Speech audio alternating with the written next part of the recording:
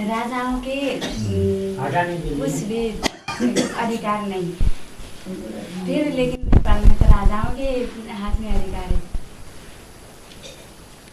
हाँ, दुनिया में और कोई देश नहीं है जहाँ राजा का राज्य हो। फिर भी नेपाल में अंत तक राजाई चली है। हाँ, भूटान में भी राजा, वो भूटान और नेपाल वो सब हैं एक ही समझो, क्योंकि भूटान भी पहले भारत का हिस्सा था, नेपाल भी पहले भारत का हिस्सा था। लेकिन नेपाल जो है वो नई दुनिया की पालना करने वालों ये संगठन की यादगार है। भगवान जब आया तो भगवान के आने पर जिन मनुष्य आत्माओं ने संगठित होकर के ऐसा ढांचा तैयार कर लिया, जो मुरली में बाबा कहते हैं ये पांडवों का किला ऐसा बन जाएगा जिसमें कोई भिखारी प्रवेश नहीं कर सकेगा। तो ऐसा जो संगठन का किला तैयार किया है वो नेपालियों ने किया है। नेपाली माना सूर्यवंशी, नई दुनिया की पालना करने वाले। जो नई दुनिया बनेगी दुनिया में, उसमें सूर्यवंशी पालना करने वाले होंगे या बाद वाले पालना करेंगे? चंद्रवंशी पालना करेंगे, इस्लाम वंशी पालना करेंगे, बौद्ध वंशी पालना करेंगे? कौन पालना करेंगे? हैं? जो सूर्यवंशी होंगे वही पालना करेंगे, दूसरे वंश वाले तो पालना नहीं करेंगे। तो पहला जो ऊंचते ऊंच वंश है सूर्यवंश, वो ही पालना करते हैं नई दुनिया की। अभी तो राजाई का सत्ता शक्ति तो नहीं है, छीन लिया है। तो नई दुनिया की जो पालना करते हैं वो जो सूर्यवंशी हैं, आखिर क्या वो 5000 साल तक उन्हीं के पास ही राजाई रहती है क्या? नहीं, छीन लिया है बाबा। जो 10-12 साल है अभी तो राजा का राजाई तो नहीं है। नहीं, फिर भी सत्ता तो है उसके हाथ में ना, कंट्रोल है ना, कंट्रोल तो है ना उसके हाथ में। एक 20 दिन से हड़ताल चल रहा है। हाँ, तो जो सत्ता है एक राजा की, वो अभी भी आखिरी जन्म तक चलती चली आ रही है। उसमें दम तो है। और किसी देश में तो ये दम ही नहीं रही। प्रजा के ऊपर प्रजा का राज्य हो गया, सारी दुनिया में प्रजा का राज्य हो गया, रावण राज्य हो गया जैसे। लेकिन यहाँ अभी भी ये सत्ता है लागू है। सूर्यवंशी जो भारत बोला है कि लेकिन इतने में रहना है, इससे आगे राजा का नहीं करना है, बोल चुका है। लेकिन ये सत्ता स्थापन किसकी की हुई है? सूर्य, ज्ञान सूर्य खुद आकर के ये सत्ता स्थापन करता है। तो उसमें दम है अभी तक भी।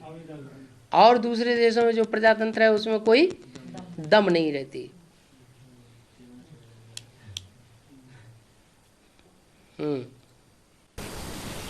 बाबा, ये भक्ति मार्ग में सीता के जन्म जमीन से निकली हुई दिखाया है, इसका रहस्य क्या है? सीता माने ठंडे, सीता माने शीत, ठंडे। और जो सीता है उसका जन्म जमीन से दिखाया गया है। जमीन माने धरणी, धरणी माने धारणा शक्ति। धरणी जो है वो पहले छोटी थी, भारत में ही धरणी थी और सारी दुनिया में समंदर था। क्या? कौन से युग में? सतयुग में। पहले छोटी धरणी थी, फिर जैसे जैसे ऊपर से आत्मा उतरती जाती है वैसे वैसे धरणी फैलती जाती है। द्वापर युग में बहुत फैल जाती है, फिर कलयुग में और ज़्यादा फैल जाती है। तो ये जो धरणी है वो धरणी में से सीता का जन्म होता है, शांत स्वभाव वाली। तो यहाँ भी तो ज्ञान मार्ग में 2 माताएं बताई हैं। क्या हैं? हाँ, राजमाता बताई है और राजलक्ष्मी बताई है। बाबा कहते तुम सब सीताएं हो। ये नहीं कहा तुम सब राधाएं हो, क्या कहा? तुम सब सीताएं हो। तो एक सीता है जो जन्म लेती है धरणी से, और धरणी भी कन्या माता ही तो है कोई, तो वो भी सीता है,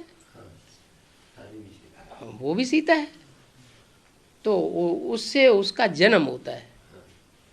राम सीता नाम है ना, राम राज्य स्थापन होगा तो उसमें सीता सहयोगी बनेगी, तब राम राज्य स्थापन होगा, कि बिना सीता के सहयोग के राम राज्य स्थापन हो जाएगा? नहीं। तो उसमें जो बड़ी मम्मी है वो है धरणी का रूप। क्या? धरणी है, और उससे ज्ञान लेगी छोटी मम्मी। ज्ञान को धारण ही नहीं करेगी, वो बांटेगी संसार में।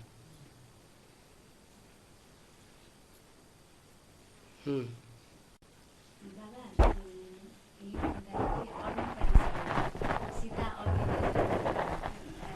त्यस पछाडि जब गाउँले लोगले अग्नि परीक्षा, अग्नि परीक्षा के बाद फिर भी सीतालाई रहने के लिए स्थान नहीं, इसलिए जब क्या कह रहे हैं, सीता को जो अग्नि परीक्षा किया है सच्चाई के लिए, सच्चाई करके भी बाद में उसका ठहरने का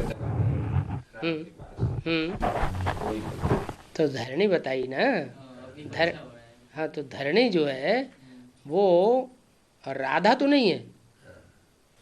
धरणी के ऊपर सब धर्म वालों ने राज्य किया है या सिर्फ भारतवासियों ने, देवताओं ने राज्य किया है? धरणी के ऊपर सिर्फ देवताओं ने राज्य किया है? सब धर्म वालों ने राज्य किया है। किसी का अधीन नहीं हो सकता है ना? नहीं, अधीन होती है सबके। सब तो नहीं, वो किसी का अपना नहीं बोलते हैं सब तो। हाँ, वो धरणी माना धरणी माता है, सारे जगत की माता है। सारे जगत की माता माने जगदम्बा है। जगदम्बा के ऊपर सबका हक है। जैसे दिल्ली के ऊपर सबका हक है, दिल्ली के ऊपर हर धर्म ने राजाई की है। तो जो है तो वो जो राजधानी, जो दिल्ली राजधानी है, वो ऐसी राजधानी दुनिया में और कोई भी देश की राजधानी नहीं है जहाँ हर धर्म ने अपना राज्य किया हो।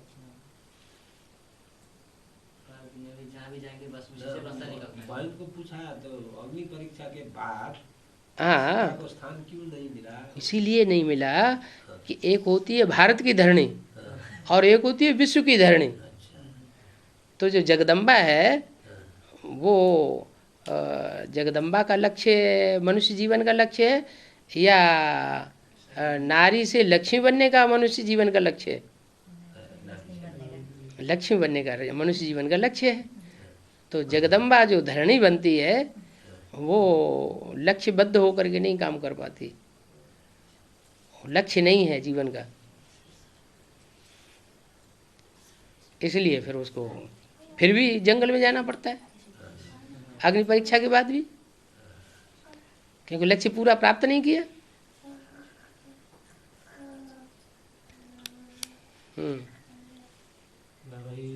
दादा और एक मुरली में आया था, किसी का कोई का 20 और कोई का 25 वर्ष साल उम्र हुआ बोल के जिक्र आया है। सन 67 की वाणी, उस सन 67 की वाणी में जो जिक्र आया है, कोई बच्चे 20 कोई 25 वर्ष के हो गए होंगे। तब इसमें जगदम्बा, जगत पिता और जगत माता का 20-25 साल का उम्र का जगदम्बा की बात नहीं है, वो लक्ष्मी नारायण की बात है।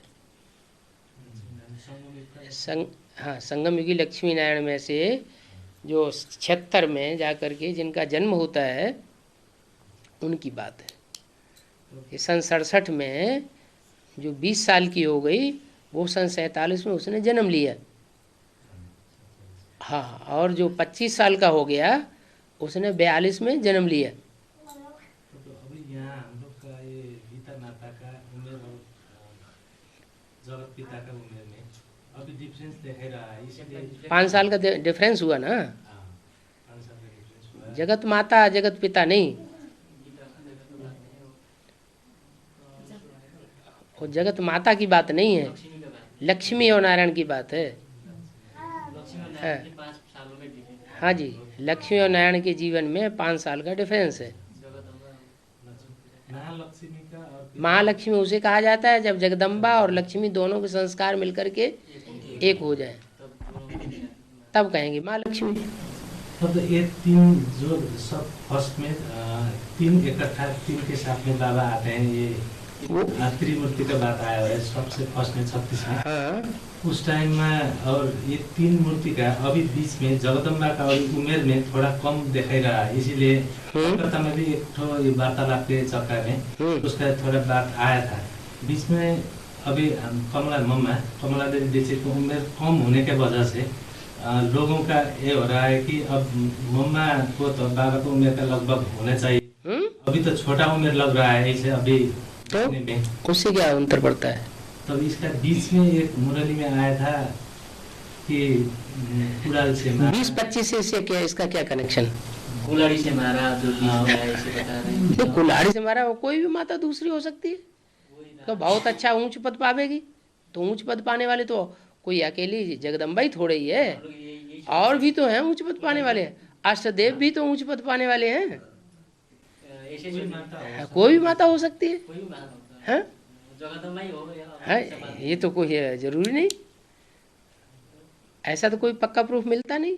बीच में त्रिमूर्ति ऐसे हो गया, उसने फिर दूसरा जन्म लेने के लिए हाँ। उसको कुल्हाड़ी में कहीं ऐसा घरों में जन्म लिया, हाँ। अज्ञानी के घरों में। हाँ। तो उसने कुल्हाड़ी ने मार करके उसको मुस्का दिया, उड़ा दिया। हाँ, तो बाद में जन्म लिया इधर में। जहाँ कहीं भी जन्म लिया होगा एडवांस पार्टी में, ऊंचा पद पाएगी।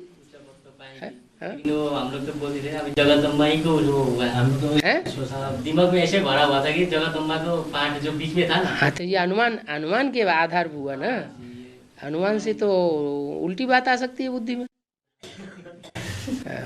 मूल्य में भी ऐसा ही वार्तालाप में ऐसे बात हो था, इसलिए क्लियर नहीं था। हाँ जी, हाँ जी, बताने वाला भी बताया कि जब पुरुष किया था कराया था उस समय भी बताया। हाँ जी, हाँ जी। बताने वाला था पुरुष कराया तो उसको भी बताया। बाबा, ये भक्ति मार्ग में श्रवण कुमार ने अपने माँ बाप के कंधे पर बिठा के घुमाते फिराते थे। फिर उस श्रवण कुमार को दशरथ ने बाण से श्रवण कुमार को मार दिया, मार डाला। उसका बाप ने उसके माँ बाप ने श्राप दिया। को श्राप दे दिया। इसका रहस्य क्या है बाबा? ये ज्ञान में ये भक्ति मार्ग की बातें बनाई हुई हैं या 52 ज्ञान में बोला गई? अब ये भी तो बताया, भक्ति मार्ग की उतनी बातें उठाओ जितना बाबा ने बोला है कि मैं शास्त्रों का सार सुनाता हूँ, बाकी सब क्या है? भूसा है। अच्छा, छोड़ दो। हाँ, नहीं तो भूसे में हम खुद दब के रह जाएंगे। मूल्य का पॉइंट जो है ना उसको हाँ, उठाना है। उठाना चाहिए। आ जाए। ये तो उसने कहानी बनाया है, खेल का कहानी। हाँ जी, हाँ जी, हाँ जी। और कौन? चार रूप में अभी कौन? हाँ, 2 आदि के और 1 मध्य का ब्रह्मा बाबा, और 2 अभी फिर वही जो आदि में थे फिर दोबारा जन्म लेके आते हैं। 2 आदि के, जगत पिता और जगदम्बा, बीच में ब्रह्मा बाबा आए, 3रा मुख हुआ, और 2 ब्रह्मा बाबा के बाद फिर जगत पिता और जगदम्बा। उनमें जगत पिता गुप्त है और जगदम्बा अभी भी प्रत्यक्ष हो गई। दूसरा बड़ा गायन है, एकानन चतुरानन पंचानन। हाँ, पंचानन, वो एक मुख काट दिया ना। एकानन पहले गाते हैं, एकानन हाँ, चतुरानन और पंचानन ये हाँ, आरती में चलाते हैं। हाँ, ठीक है। बाबा, एडवांस के आदि तो 1976 जानते हैं, लेकिन बेसिक का आदि कौन हुआ? बेसिक का आदि कौन हुआ? बेसिक का आदि करने वाला कौन हुआ? बेसिक का आदि करने वाला तो ब्रह्मा ही हुआ। हाँ,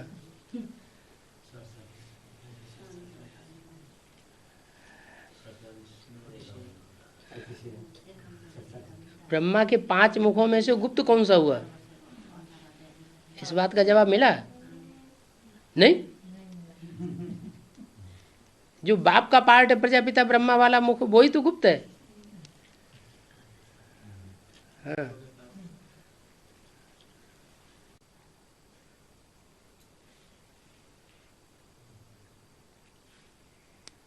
और बाबा ओम राधे एक ही देवी 9 देवियों में प्रवेश करके प्रत्यक्ष है। हाँ हाँ ठीक है।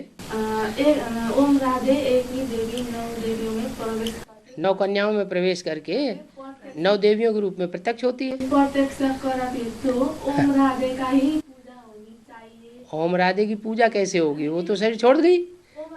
पूजा शरीर की होगी या आत्मा की होगी? वो तो शरीर चाहिए ना। 9 देवियों की शरीर में प्रवेश करके प्रत्यक्ष कराती है। हाँ तो 9 देवियों की पूजा होनी चाहिए। 9 महीने 9 देवियों की पूजा होती है।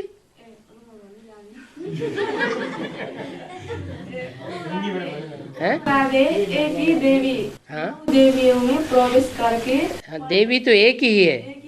हाँ लेकिन 9 में प्रवेश करके प्रत्यक्ष होती है। प्रत्यक्ष होती है तो एक ही देवी की पूजा होनी चाहिए। 9 देवियों की क्यों पूजा होती है? लेकिन एक जो है उसका अपना शरीर नहीं है ना। पूजा जो है वो शरीर की होगी या आत्मा की होगी? तो शरीर की पूजा होती है। भूत प्रेतों की पूजा अपने भारतवर्ष में थोड़ी ही होती है। ये तो विदेशी लोग हैं, वो उसकी फरिश्तों की मान्यता करते हैं। अपने भारत में तो देवी देवताओं की पूजा होती है जो शरीरधारी होते हैं। हाँ पूजा का आधार होता है प्योरिटी, और बिना शरीर के प्योरिटी कैसे साबित होगी?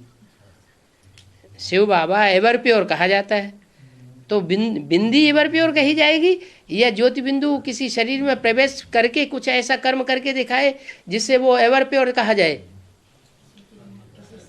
कर्म करके ऐसा दिखाए जो संसार के सामने एवर प्योर दिखाया जा सके। ऐसा एवर प्योरिटी का कर्म और कोई नहीं कर सकता देवता।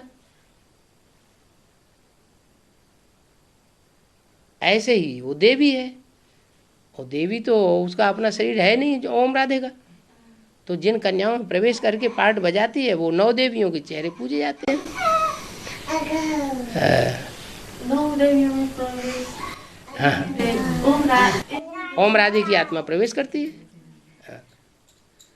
और लवकुश हाँ सीता और एक पुत्र बनाया था और सीता से जन्म हुआ।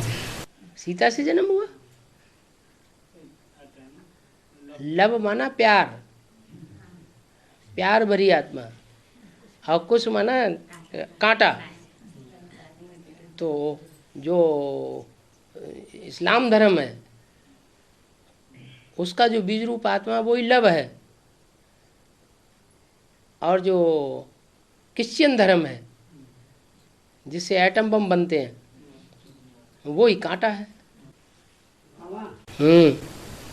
मुरली में है सो घर गृहस्थी में रह कर करके पावन बनना है, पवित्र बनना है।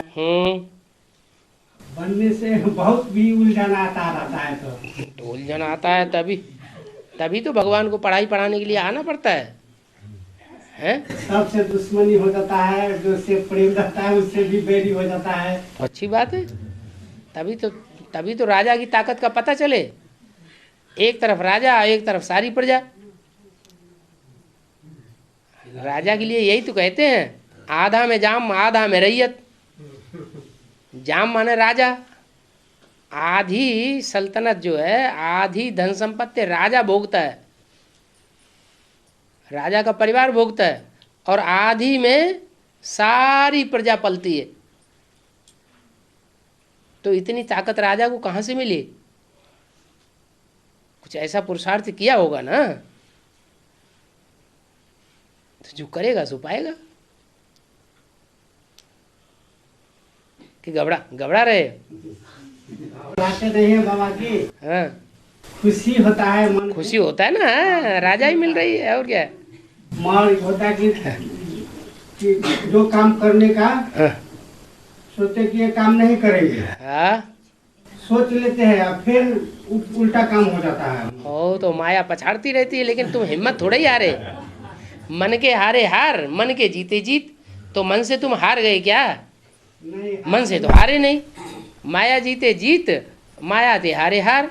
तो माया से तुम क्या हमेशा के लिए हार गए? अरे बस खत्म बात। साइकिल सवार है, गिर गया, फिर उठ करके एकदम साइकिल पर चढ़ पड़ता है। हाँ तो हारा थोड़े ही है। हाँ, हार उसे, हारा हुआ उसे कहेंगे जो हिम्मत हार जाए।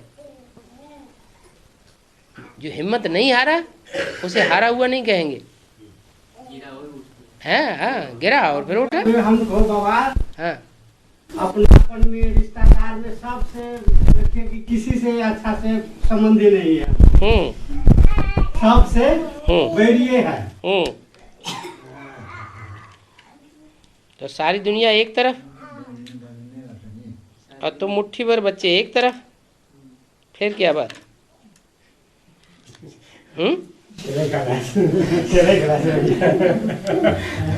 राजा का मतलब क्या? दुनिया ये बन गया ना। हाँ, राजा का मतलब ये पावरफुल राजा ही बनता बनने के लिए है, उसका पावर का अपना होता है। रिश्तेदार तो अभी बन गए हैं? रिश्तेदार तो अभी बन गए ना। हाँ चलो, रिश्तेदार आते तो नया मिलेगा, है दाना आने से तो नया मिलेगा। हाँ, ये तो सब होना चाहिए ना। ऐसे ही 108 की माला में आ जाएंगे। सामना कुछ भी करना करना पड़े, सहन कुछ भी न करना पड़े।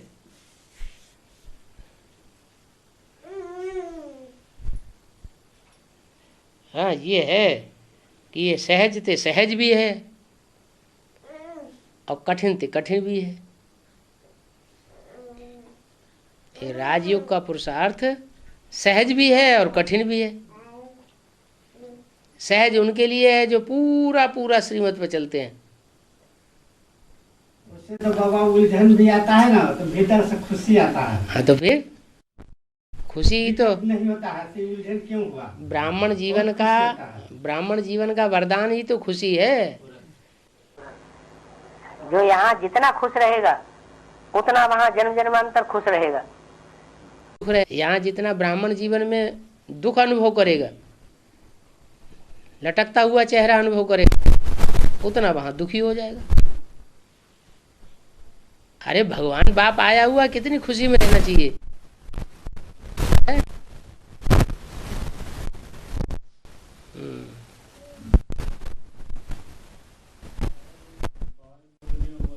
बाप का जो 3 पार्ट है, बाप टीचर सदगुरु है, जो अभी टीचिंग के रूप में जो टीचिंग कर रहा है, टीचर के रूप में टीचिंग, जो टीचर का पार्ट अभी प्रैक्टिकल कर रहा है, कोई एंड है क्या? मतलब क्यों नहीं एंड है? बाप का एंड है कभी क्या? बाप का भी एंड नहीं है तो टीचर का भी एंड नहीं है। जब तक जीना है तब तक पीना है, तो एंड कैसे हो जाएगा? और टीचर फिर सदगुरु भी साथ ही चलेगा और सदगुरु भी चलेगा। तीनों एक ही तो है। बाप भी है, टीचर भी है, सदगुरु भी है। बाप है वर्षा देने वाला, मुक्ति जीवन मुक्ति का, तो अंत तक चलेगा कि नहीं चलेगा? टीचर है पढ़ाई पढ़ने के लिए, पढ़ाने के लिए, तो पढ़ाई तो जब तक देवभान में जिएंगे तब तक की पढ़ाई है। देवभान खलास हुआ, पढ़ाई भी खलास हो जाएगी। तीसरी मूर्ति आएगी तो बांटेगी। तीसरी मूर्ति कोई बाप टीचर सदगुरु थोड़ा ही है। वो धन बांटेगी बोला, उसके धन बांटेगी कि माना सारी पब्लिक को बांटेगी। कि रुद्रमाला के मणकों को बांटेगी? उनको बांटेगी हैं? पालना तो उसी में देने से बांटेगी। क्या पालना देने वाले तो वही लक्ष्मी। हाँ, पालना माने धारणाओं से पालना करेगी, दिव्य गुणों से पालना करेगी। हाँ जी, ज्ञान से पालना तो शिव बाबा ही करता है। ज्ञान से पालना कोई भी देवता या कोई देहधारी धर्मगुरु नहीं कर सकता। हाँ,